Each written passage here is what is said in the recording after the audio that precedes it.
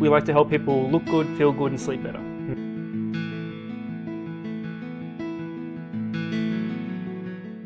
Right. Hey guys, I'm here with my friend Michael Nuggins. He's the founder of Feel Good Nation. It's a biohacking lab that's here in Sydney, in the heart of Sydney, the most beautiful city in the world, on the planet, and in the suburb of Leichhardt. Welcome. Cheers, thank you. All right. So, Michael, would you mind tell us a little bit about your lab? Yeah, sure. So Feel Good Nation, it started off as one thing and over time slowly evolved. Yeah. But basically the premise is we like to help people look good, feel good, and sleep better. Mm-hmm. We started off as a float center, although we don't do floats anymore. We have infrared saunas, so heat shock. We've got cryotherapy, so cold, hyperbaric oxygen therapy, Normatec boots, which is like compression, so lymphatic drainage. And also we have red light or photobiomodulation, depends on how much of a nerd you are. Oh, so what would you say is a typical clientele for you? There's no like one thing. We get all sorts coming through, because especially every service they do their own thing, right? And so someone will come in, say, for the Normatec because their legs hurt. Oh, I've worked in retail all day or whatever it is in a bar. They come in for a leg massage. I went for a run, got a leg massage. They're completely different spectrums. Yep. And then you've got hyperbaric, where some people are coming in going, I've got cancer. I've heard this is good for it. Let's do something. So we have a whole range of different people. So in terms of age, are they mostly young people, or is there a particular demographic that tend to use these services? It really does range. It's hard to say, this is what we do, this is the person. I wish we could, because it's much easier to market. However, I've got people as young as 8 coming in with... 8? Yeah, wow. So like a mother brings in an autistic child, and she actually did a mini video for us today, and she was like, besides talking about how she's been recovering in the chamber, she's talking about how her son, ASD, so like he's non-verbal, autistic, and now he's trying to communicate a lot more. He's still not there yet communicating fully verbally, but he is trying a lot harder now. Wow.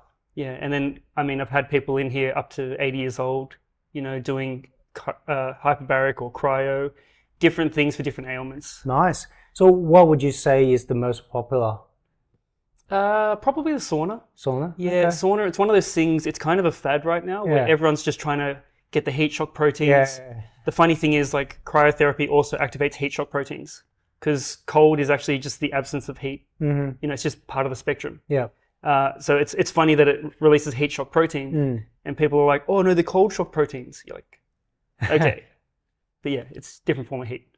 Yeah. Either way, like, for me, I think what made the most amount of difference for me was actually doing both, hot and cold, because I think they work a little bit different. And if you get, like, I'm so jealous of you. You've got this tab, you can just jump in any time. Yeah. Whereas I have a sauna.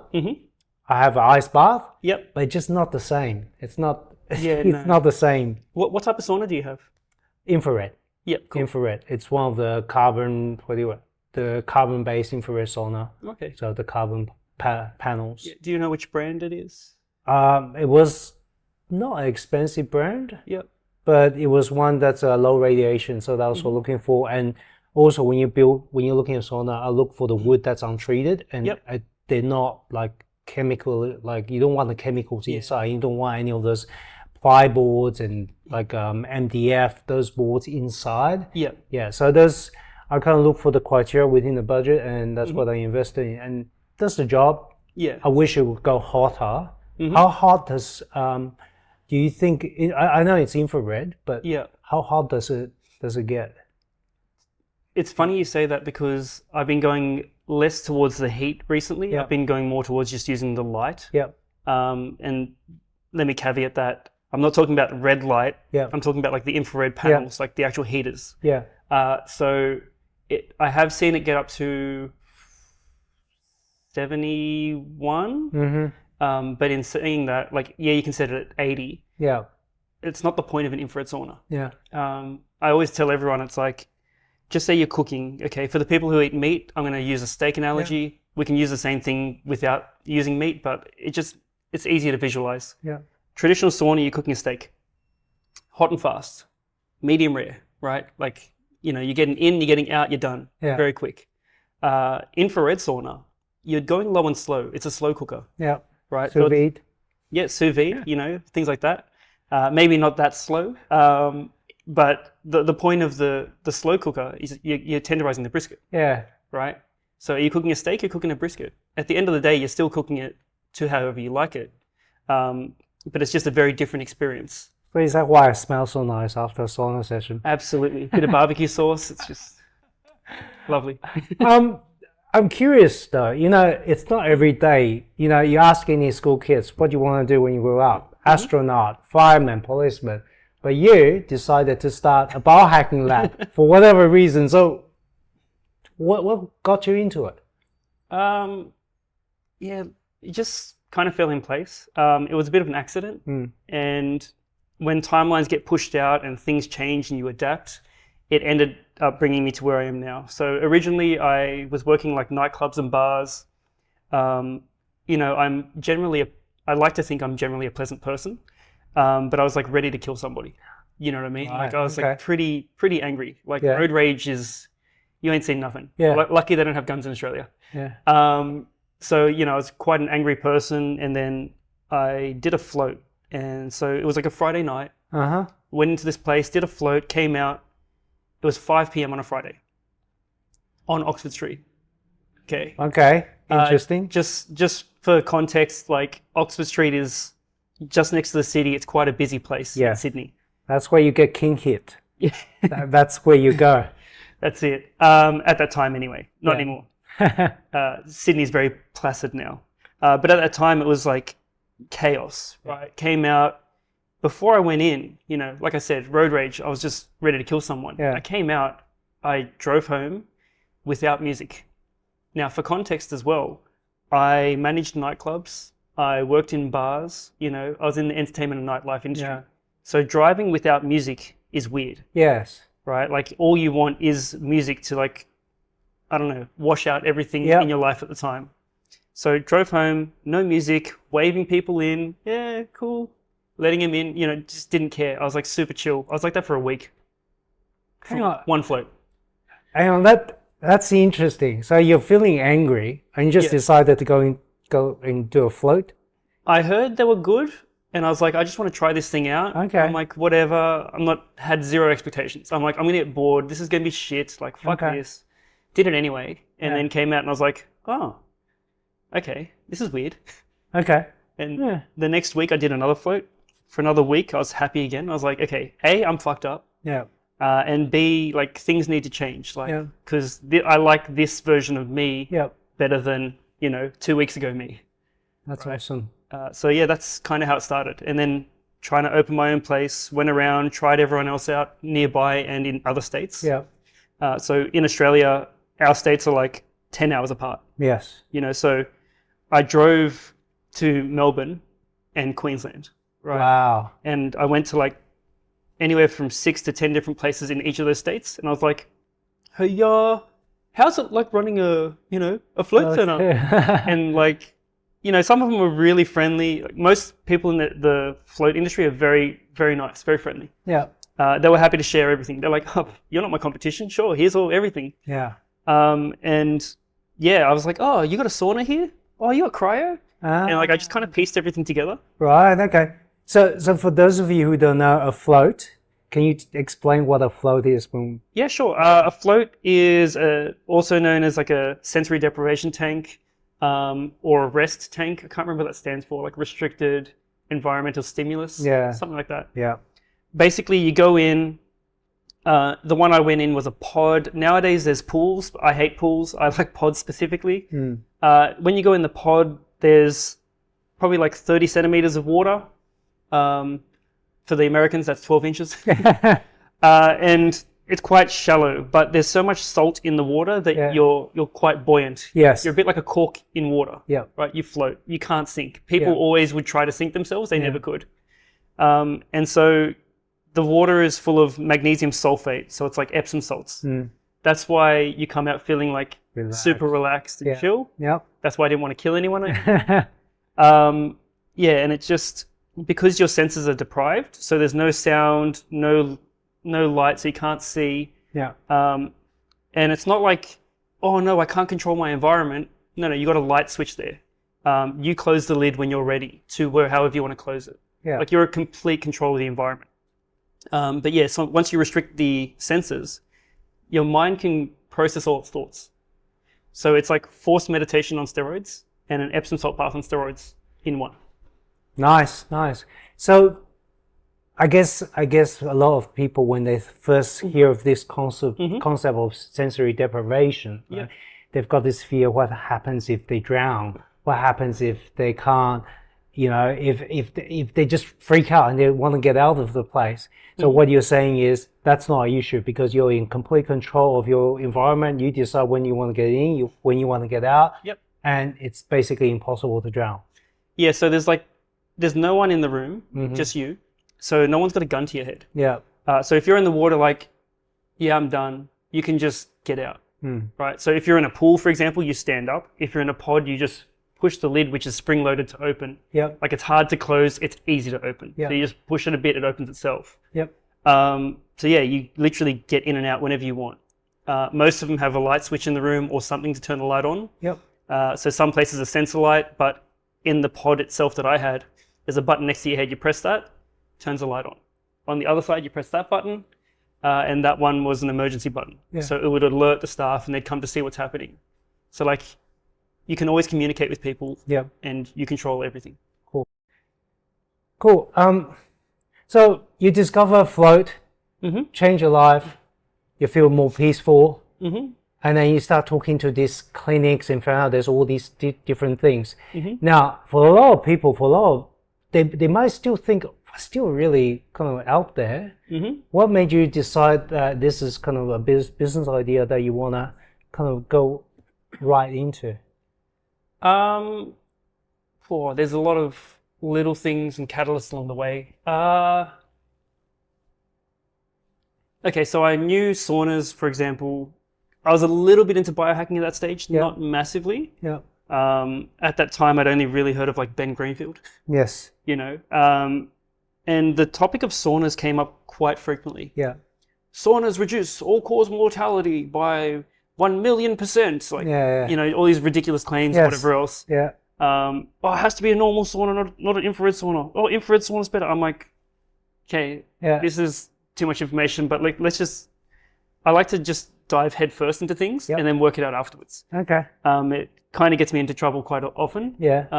But sometimes it works out, So I ended up going, all right, sauna makes sense. Let's just get that. Yeah.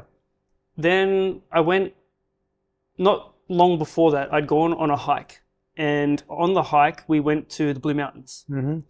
Now, I was with some friends from work, and they were not as healthy as I thought I was. Right? So I'm like, oh, I'm way more fit. I can do everything, blah, blah, blah. On the walk, one or two people were struggling a little bit. A couple of people were fine. We get to this waterfall. And so we went to this waterfall in the Blue Mountains. And like I said, a couple of people were not as healthy as I thought I was. And we get to the waterfall and they run in the water. They start mucking around, having fun, all these things. I took one step in and my foot cramped. Oh, wow. I couldn't handle the cold. Right. And it wasn't cold. Yeah. It was just mountain cold. Yeah. Right. So my foot cramped. I got out and I was like, okay, cramp went away. Let's try this again. Yeah. Stepped in the water again, cramp. So I sat on the sideline watching them have fun in the fucking waterfall. Oh, wow. For about half an hour. Yeah. After that, I had the shits. I can get quite competitive with certain things. Yeah. Okay. And I was like, no, I have to overcome this bullshit with the cold. I don't know what it is. Yeah. I don't know why I can't handle it, but I need to overcome this and take it to the next level. So then I discovered Wim Hof. Oh, right. All the way to the guy that jumped in with the glaciers and the iceberg and... Like I said, 0 to 100. Like I just 2 feet, in the deep end. Okay. So I get into Wim Hof and I start getting into cold therapy and I decide, hey, some other places have cryotherapy. I should add this to my shop as well as I'm building it. Okay. So this is like halfway through building. I'm like, I'm getting cryo now. Yeah. Oh, wow. So you were already on the way planning a flotation place, and then you decided, okay, let's just add. Let's just add it in. Oh, wow. Yeah, because I hadn't filled up all the space. Like I got quite a large space. Yeah. As we'll see later on. And I was like, okay, for these rooms I'll do floats. For that one I'll do sauna. These ones I'll do something else. Let's make up our mind as we go. Yeah. So yeah, cryo was the next thing to add on. Wow. Yeah. And then the next thing after that was Normatec. Yep. That's the compression boots originally designed for lymphatic drainage. Yep. And I saw that at a place. So they had cryotherapy. Yeah. They had Normatec. Yep. They had a float tank in a shitty room. And I was like, oh yeah, this is cool. Later on, they actually got a sauna as well. So it looked like I copied them completely. But I actually got the saunas before them. Okay. It's just I didn't open until much later. So it looked like I literally copied them piece by piece. Yeah. So yeah, that was how I put all that together. Wow, that's interesting. Yeah. That's interesting. So you have a lot of people come through and, you talked about the lady with autism and, how his child is on the spectrum and he's now able to speak more. Right, he's making more of an attempt to connect with people. Yeah, he's not fully talking. Yeah. Although occasionally he'll throw out a word and it just throws you off. Right. Like one day he got out of the chamber and was like, "Hey." Oh wow. I was just like, I was confused. I was like, "What just happened?" Yeah. Like when I studied for hyperbarics, my teacher mentioned that a lot of kids with ASD, their first word is in a chamber. Right. And so like when that happened and he came out and said it, I was like, I know it's not a big word. Yeah. Right. But prior to that, like he normally just runs around and screams and makes noises. Yeah. He actually put a word in front of me. Like perfect timing. It was just weird. Wow. That must be really like quite a moment even for the mum to be able to hear that. She wasn't there that time. It was actually a carer. Right, okay. So in Australia we have this thing, the NDIS. Yes. And it's the National Disability Insurance Scheme. Yeah, something like that. Something like that, yeah. And so people with an autistic child can get support. Yeah. And so the support worker brought him in that day. Right, okay. So yeah, it was quite an interesting day. Wow.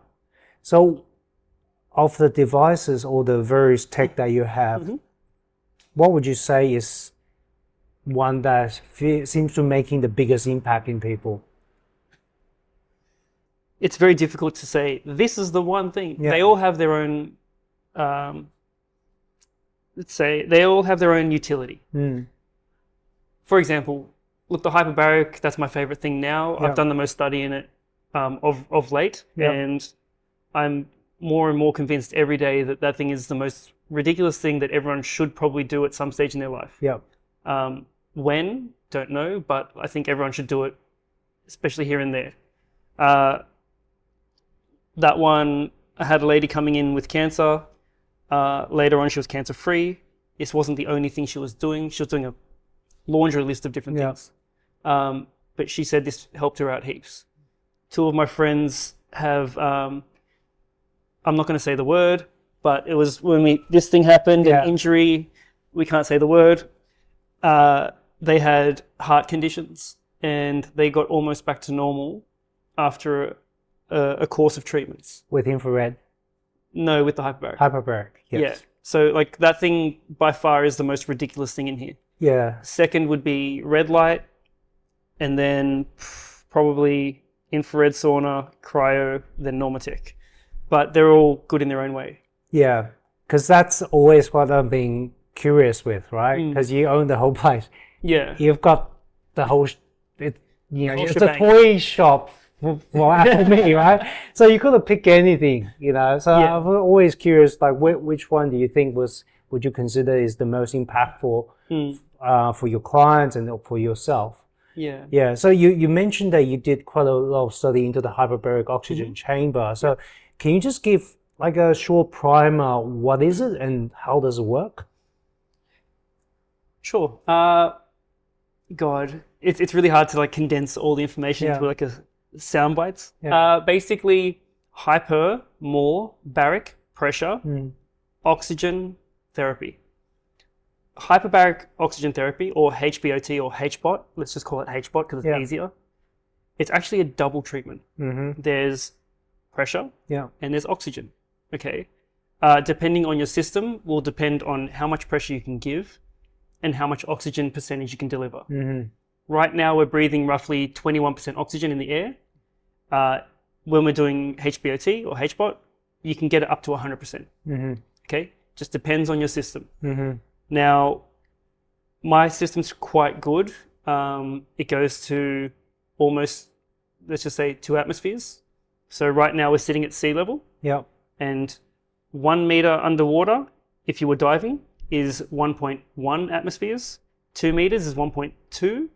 So 2 atmospheres is about 10 meters underwater. Okay, 33 feet of seawater. And at 2 atmospheres, you're essentially getting like double the oxygen, you know? That's just with the pressure. 21% oxygen out here, you can get it close to 100% in the chamber through a mask. If you're doing 21% versus 100%, it's roughly 5 times. Okay? System I have isn't perfect currently. The new one I'm getting soon is a lot better. That'll be closer to the 100%. But this one, let's say it roughly gets to about 80%. That's still about 4 times the amount of oxygen. So times 2 times 4, it's almost 8 times the oxygen. Your body can't absorb oxygen past 100% unless you add pressure. So if we've all been to the hospital before, they put that clip on your finger and there's a number on the screen. It's like 100%. 96 to 98. It never really gets to 100. No. So if you're breathing like pure oxygen through a bottle, right? So 100% oxygen, you can only get it to about 100%. You can't really pump it into the plasma. When you're under pressure, you can force it into the plasma at much higher concentrations. You talk about oxygen getting into blood, right? You need the pressure and the oxygen. So what's the benefit of having all that extra oxygen in your body? There's a lot of things. First of all, we have pressure sensors and we have oxygen sensors. Hyperbaric's been shown to affect over 8,000 different genes. So it's quite fascinating. Some people say the absence of oxygen leads to disease. So if you have oxygen, then disease can't start. Somewhat disagree with that to some degree, but in general, the premise is quite sound. We have this thing called the electron transport chain, and across that system, we can create energy in certain spots. The final step in that process is oxygen. So if you're pumping in more oxygen, you're able to create more energy. If you can create more energy, everything seems to work better. Usually. I suppose, because it's so fundamental to your cellular energy production. Therefore, if you boost that, maybe that's why there's so many benefits associated with that, because it's basically boosting your entire biological action in energy generation. So your immune system works better, right? Your ability to stay focused work better. Your brain works better. You can heal. And I think there's a lot of research. Maybe you can share a little bit about that. People with mold and tend to have brain fog or brain focus issues, sometimes depression, sometimes really, really vivid nightmares. People with traumatic brain injuries. I've heard that they've all experienced benefit from hyperbaric oxygen. Is that right? Or usually. The brain stuff, definitely. A lot of people feel benefit. Mold is interesting because some people might get a Herxheimer response. So they shortened it to Herx, H-E-R-X. And that's like a detox thing. If you detox too much and your body can't handle it, you feel like shit. That's the very short, blunt way of saying, you can have too much detox in a bit. And that's what you can get from hyperbaric with mold or Lyme especially. So you just need to factor that in and think about it. Because some people push through it. Some people, they believe, no, you should just titrate it to get to the point where you can handle it and then slowly build it up. Everyone's different. Like, people have tried all different things and some work for some people better than others. It also comes down to your constitution. If you're severely affected by mold and Lyme, you know, you might already have chronic fatigue, and then adding in this Herx response, it's just like, this is too much for me. That person's not going to push through. You know. So what does Herx stand for? Herxheimer. Yeah. It was named after a dude. That's probably one of the worst things to be named after. Like I said, it's basically a detox reaction where you've been detoxing too much that your body can't handle it. Yeah. With regards to hyperbaric in general, it helps so many different conditions.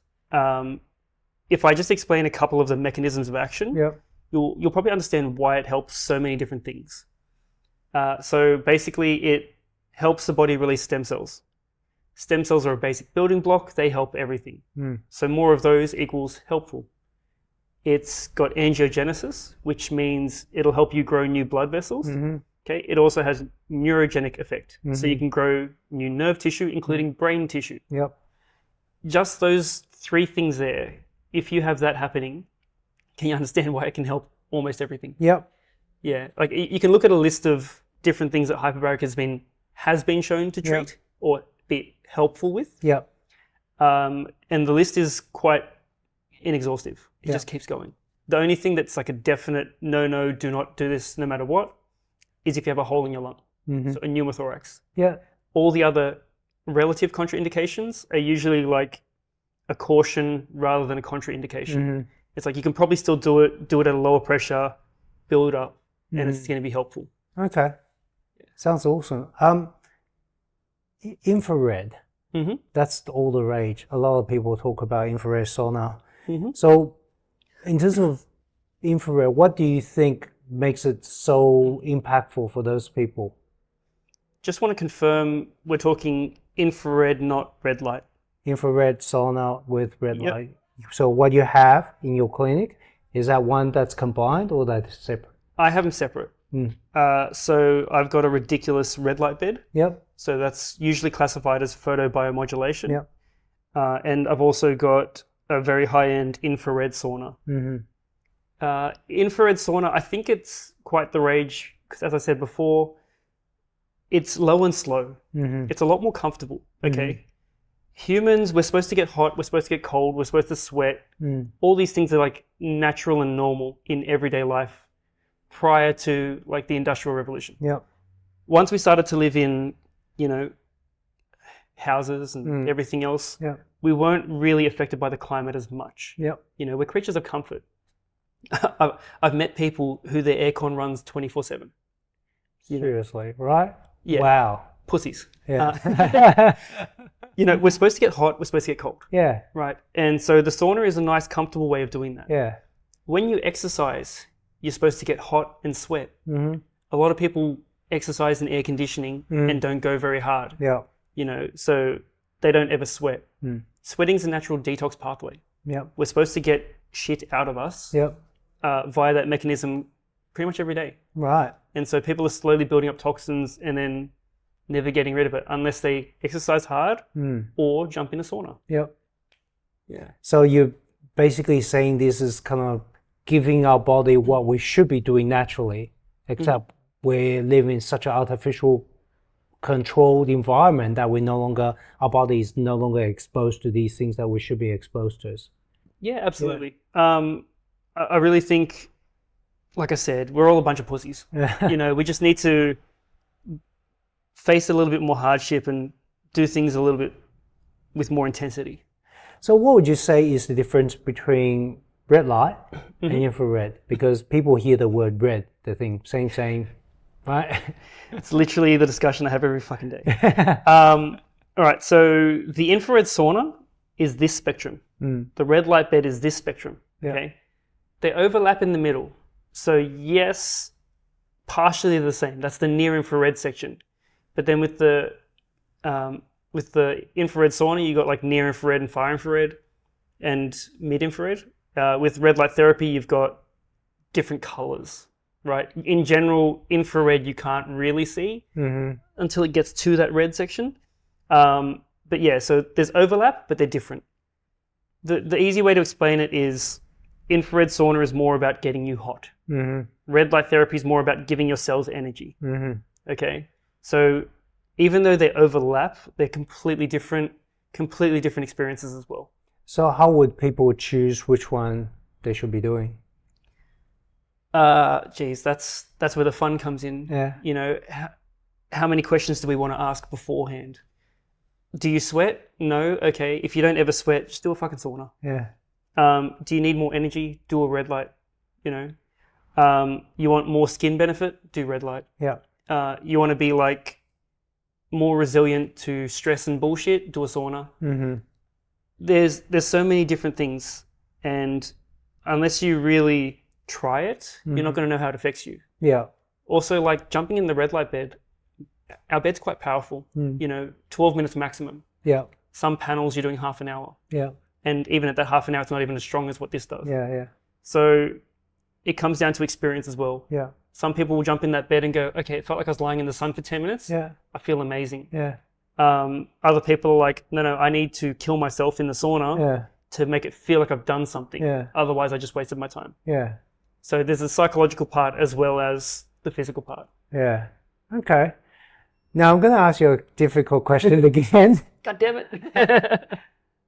Cryo versus sauna. Because one is hot, right? Get you hot. The sauna is going to get you hot. Cryo is going to get you cool. Now, it both produces heat shock proteins. What would you choose?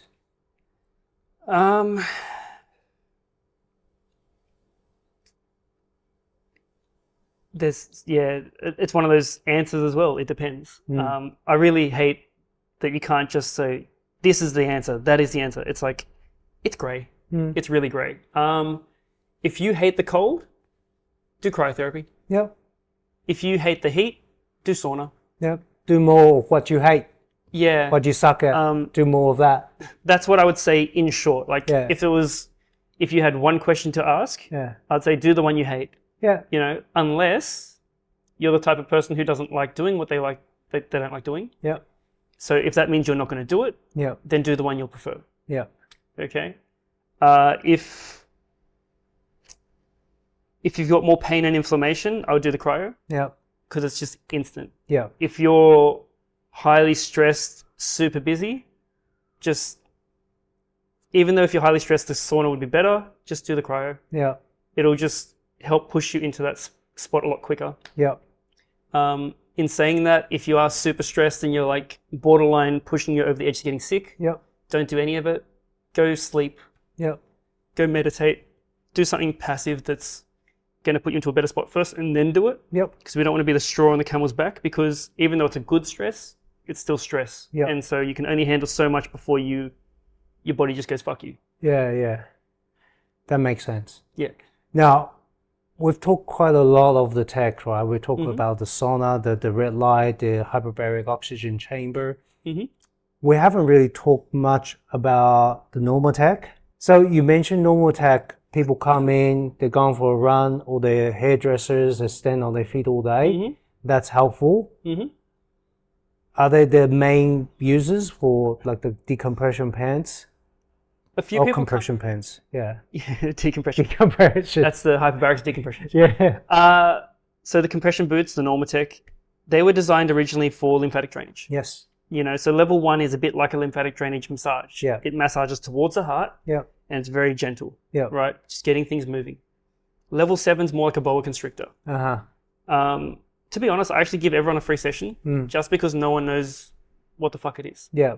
And that way people get more of an understanding and they go, okay, I can see how this is useful or not. Yeah. You know, the only people who haven't liked it so far are the people who don't like hugs. You know, or if someone ignored my directions, if they went straight to level 7 Yeah. and they weren't expecting it, then they're like, this is too much. Yeah. Give me a break. Yeah. I normally start people at level 3, Yeah. then go to level 5, then go to level 7, all in their first session. Yeah. And that way they can experience it and build up to it. Yeah. After that, usually it's straight to level 7. Yeah. I think for those of people who haven't tried normal tech, like the lymphatic draining, it's something to be experienced, you know, what it feels like. For me, I love it when I travel. If I'm on a plane for like 12, 14 hours, I go to my destination, I find the closest place that's got normal tech, and I'm just gonna do it, right? It just, because just all day, just decompresses, like all the saunas, like sitting long period on a plane. It makes so much difference. Like in terms of just managing jet lag and the travel. Yeah. It gets everything moving. Yeah. Right. And that's the main thing. When I travel, actually, I stand up and take as many breaks as I can. Yep. So if the flight's less than 4 hours, I'll sit in the window. I don't care. Yeah. If it's more than 4 hours, I've got actually the aisle seat. Yep. And then I'll go hang out near the toilet, start doing squats, push-ups, whatever I need to do. Yeah. Just to get out of the seat. Yeah. Yeah, because naturally your body pumps lymph through muscular contraction. Yep. So if you're sitting like dormant and not moving, no muscles are moving anything. Yeah. So Michael, it's really good to understand all the various technology, but I think what I want to summarize, it feels like, it's a classic phrase. It depends where people are, what they're looking for, and what they should be going. Now, in terms of that, how often do you think they should be coming to a place like this? The classic saying. Yeah, every time. Basically, it depends. Yeah. Though I do have a standard prescription, I tell people just to start, and then from there they can change their frequency after that, after a couple of weeks, to see how it affects them. So like we'll do a round later on and look at the equipment. I'll talk about a few different guests who have done different things. Yeah. But for now, I tell everyone, just pick one thing, usually the sauna, do it once a week for 3 or 4 weeks. That's it. See how it goes. Most people after the first session was like, that was fucking amazing. I want to do it again. But I'm like, hey, look, cool, that's great. Do it again next week and see how you feel after that. Also, keep an eye on how you feel during the week. Yeah. And so most people find like that once a week is pretty good. Twice a week's even better. But really, you have to work out what makes sense for you. Because if we're saying, look, it's an hour in the sauna, maybe you can only do it once a week because of your schedule. Maybe the closest sauna to you is shit, so you have to go to another suburb to get to a better one. Yeah. And that's just inconvenient. So you're like, I can do it once a fortnight. It's a very different conversation when it's like, it's my shop. Yeah. I'm here every day. I did a 30-day protocol the other day. Yeah. 30 days of sauna back to back. Yeah. Not everyone can do that. Yeah. I guess a lot of people are also wondering what's the minimum effective dose, right? Because you know that you need to frequent enough to feel a difference. Whereas if it's too few, you might not feel anything significant at all, right? Yeah. So from what I'm hearing is even just do sauna just once a week, they should feel a difference.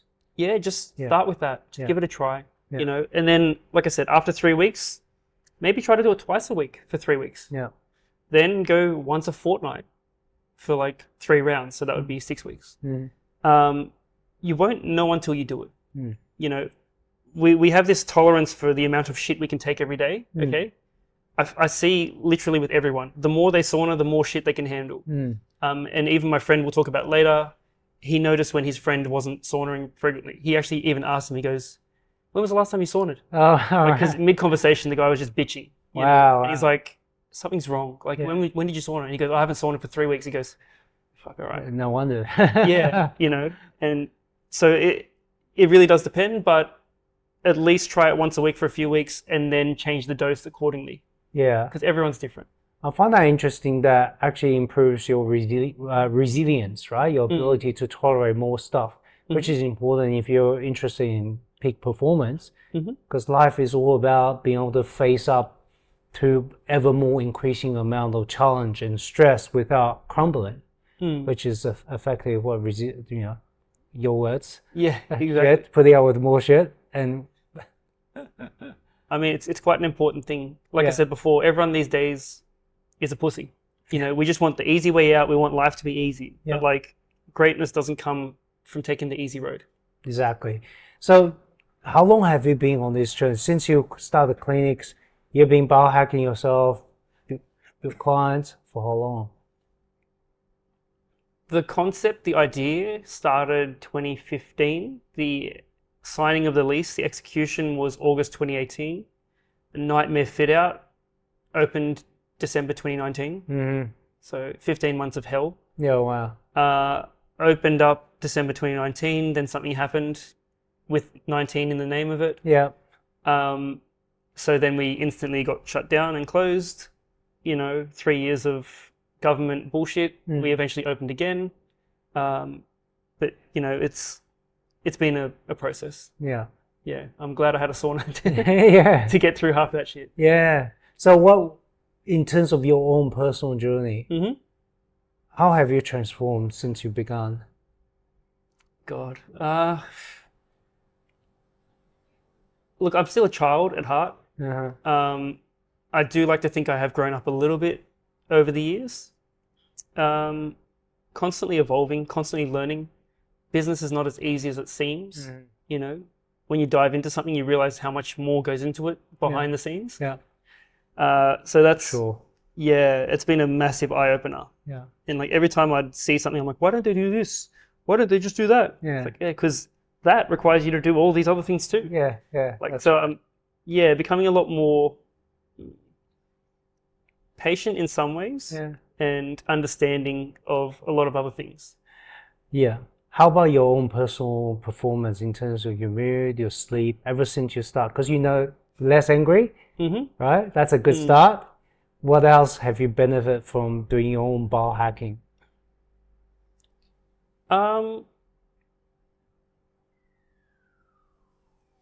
It's quite interesting. So my performance is lower now than it used to be before, but that's only because I just haven't been putting in the work.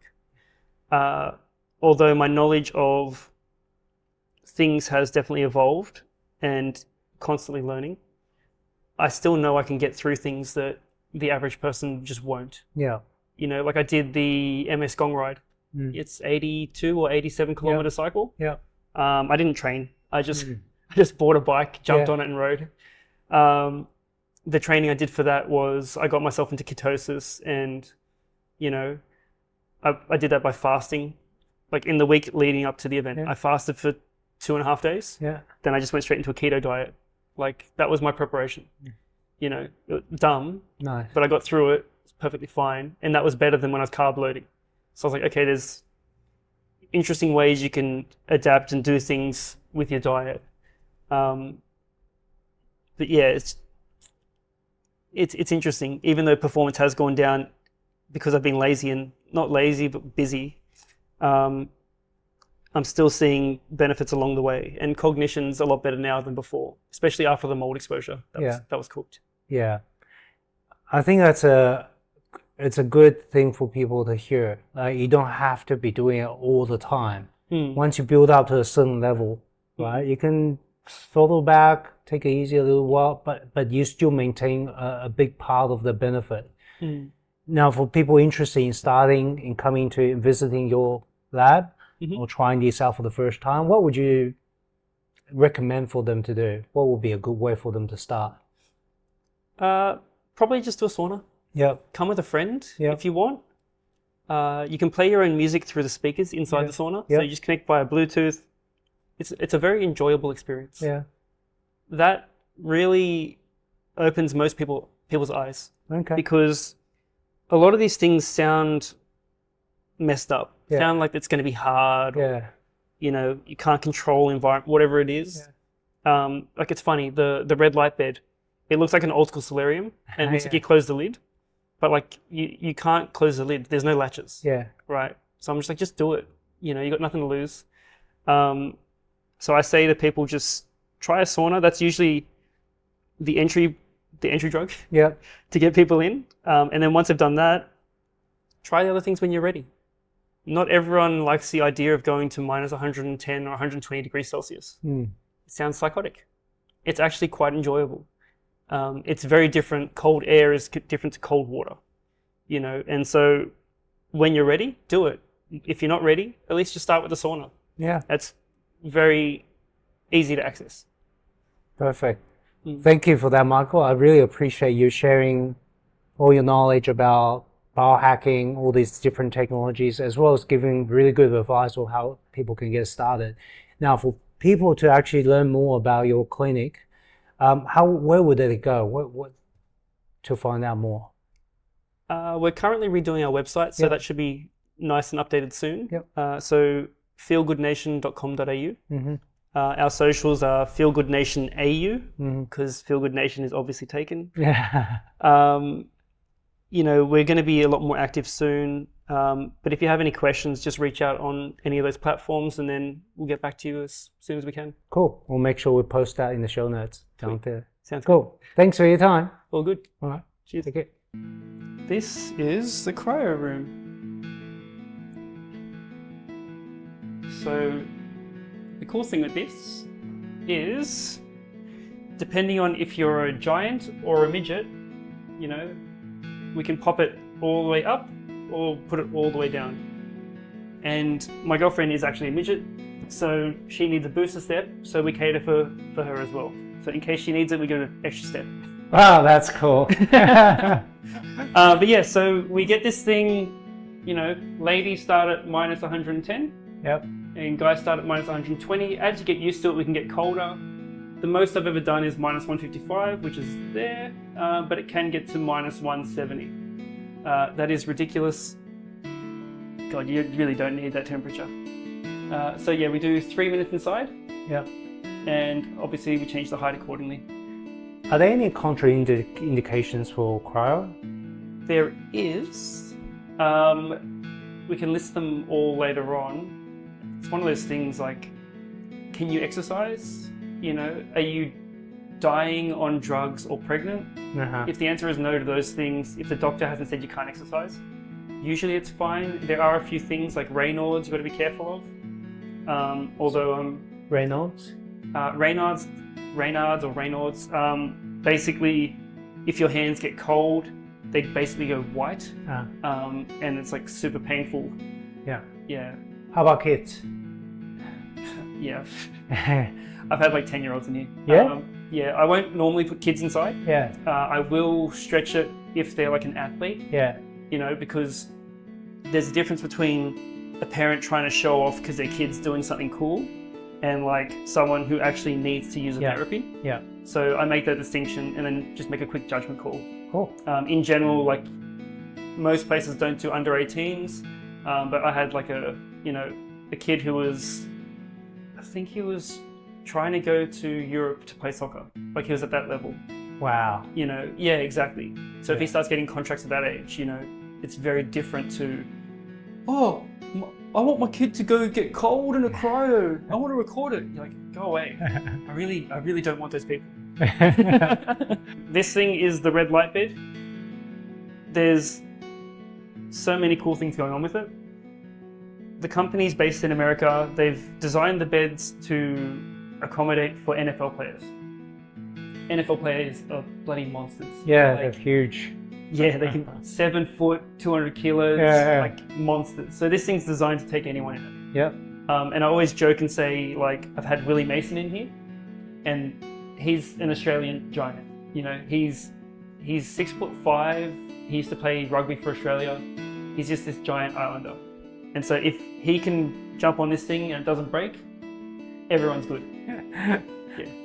Now, the maximum time you spend in this bed is 12 minutes on the normal settings. There are special settings that I don't really tell anyone about. We can save that for another day. But in general, just the light therapy, 12 minutes maximum. Yeah? Yeah.